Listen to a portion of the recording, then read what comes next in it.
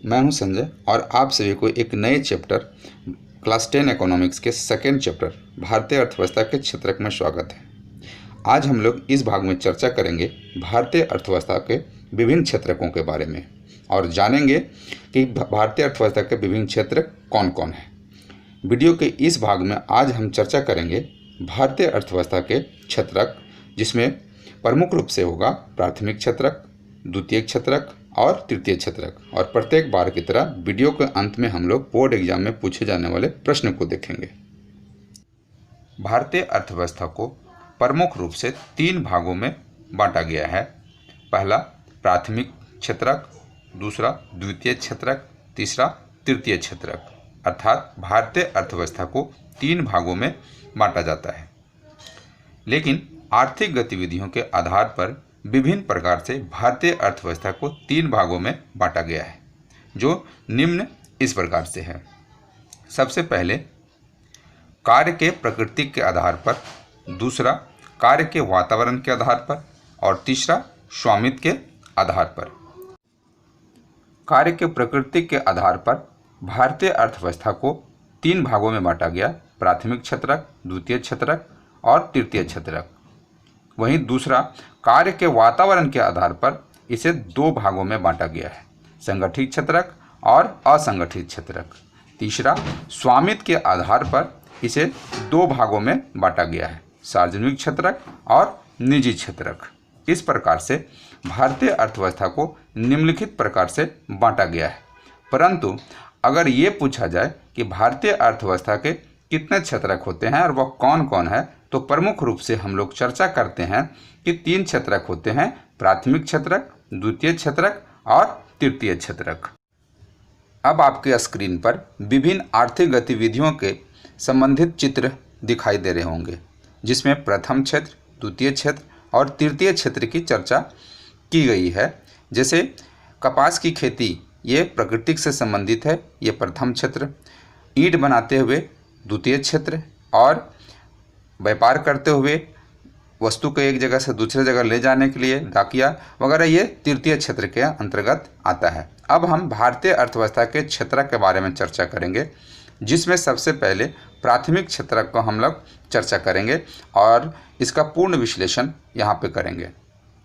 प्राथमिक क्षेत्रक, प्राथमिक क्षेत्रक क्या है या किसे कहते हैं?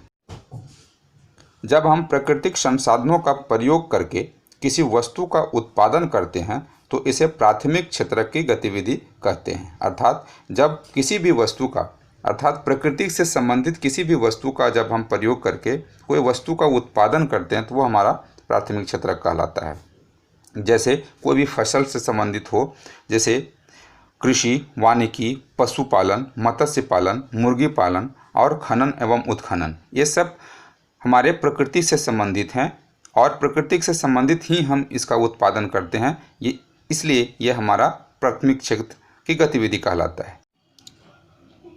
इसे कृषि एवं सहायक क्षेत्र भी कहते हैं, क्योंकि अधिकांशतः प्राकृतिक उत्पाद कृषि एवं वनों से प्राप्त आदि होने के कारण इसे कृषि एवं सहायक क्षेत्र भी कहते हैं। अर्थात प्राथमिक क्षेत्र को हम सहायक क्षेत्र या कृषि क्षेत्र भी कहते हैं। इस क्षेत्र में प्रमुख रूप से प्राकृतिक वस्तुएं उत्पादित करता है, इसे हम प्राथमिक क्षेत्र कहते हैं। अब हम भारतीय अर्थव्यवस्था के द्वितीय क्षेत्रक का हम चर्चा करेंगे और इसका पूर्ण विश्लेषण करेंगे। द्वितीय क्षेत्रक, द्वितीय क्षेत्रक के गतिविधियों के अंतर्गत प्राकृतिक उत्पाद को विनिर्माण द्वारा अन्य रूपों में परिवर्तित करना या बदलना, जैसे गेहूं से आटा बनाना, लकड़ी से टेबल बनाना, कपास के सूत से कपड़ा बनाना और चमड़े से जूता बनाना और रबर, लोहे आदि से गाड़ी बनाना इत्यादि आता है। अर्थात द्वितीय क्षेत्रक में विनिर्माण का कार्य किया जाता है। अर्थात द्वितीय क्षेत्रक में वस्तु का विनिर्माण किया जाता है। अब प्रश्न उठता है, विनिर्माण क्या है? तो आइए जानते हैं विनिर्माण क्या है। विनिर्माण प्राकृतिक उत्पाद अर्थात पहले से निर्मित वस्तु को परिवर्तित करना या बदलना ही विनिर्माण कहलाता है। अर्थात जो पहले से निर्मित है, जैसे कि लकड़ी प्रकृति के द्वारा उत्पाद है उसका हम रूप चेंज कर देते हैं और चेंज करके हम टेबल बना देते हैं, तो वो हमारा विनिर्माण कहलाता है। अर्थात जो पहले से निर्मित है उसका हम पुनः एक बार नए रूप प्रदान करना हमारा विनिर्माण कहलाएगा। अब इन सभी कार्यों को उद्योगों में पूरा किया जाता है, अर्थात किया जाता है, इसलिए इस क्षेत्र को औद्योगिक क्षेत्र के नाम से भी जाना जाता है। अब हम तृतीय क्षेत्र की चर्चा करेंगे और जानेंगे कि तृतीय क्षेत्र क्या है। तृतीय क्षेत्र भारतीय अर्थव्यवस्था के तृतीय क्षेत्र ये गतिविधियां स्वतः वस्तुओं का उत्पादन नहीं करती बल्कि उत्पादन प्रक्रिया में सहयोग या मदद करती है।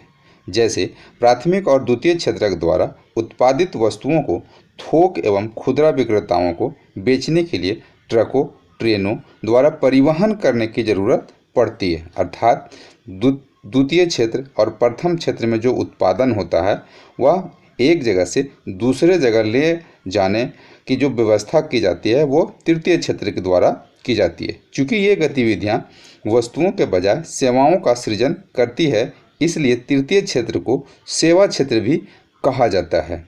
ध्यान रखिएगा कि तृतीय क्षेत्र को सेवा क्षेत्र कहा जाता है। क्यों कहा जाता है? क्योंकि वस्तुओं के बजाय सेवाओं का सृजन करती है, अर्थात तृतीय क्षेत्र को सेवा क्षेत्र भी कहा जाता है। अर्थात यह प्रथम क्षेत्र और द्वितीय क्षेत्र की सेवा करता है। अब हम तृतीय क्षेत्र की कुछ उदाहरणों को हम लेंगे। तृतीय क्षेत्र में व्यापार, परिवहन, संचार, बैंकिंग, शिक्षा, स्वास्थ्य, बीमा इत्यादि सेवाएं आते हैं। इसे समझने के लिए हम एक उदाहरण का प्रयोग करेंगे, क्योंकि तृतीय क्षेत्र को सेवा क्षेत्र भी कहते हैं।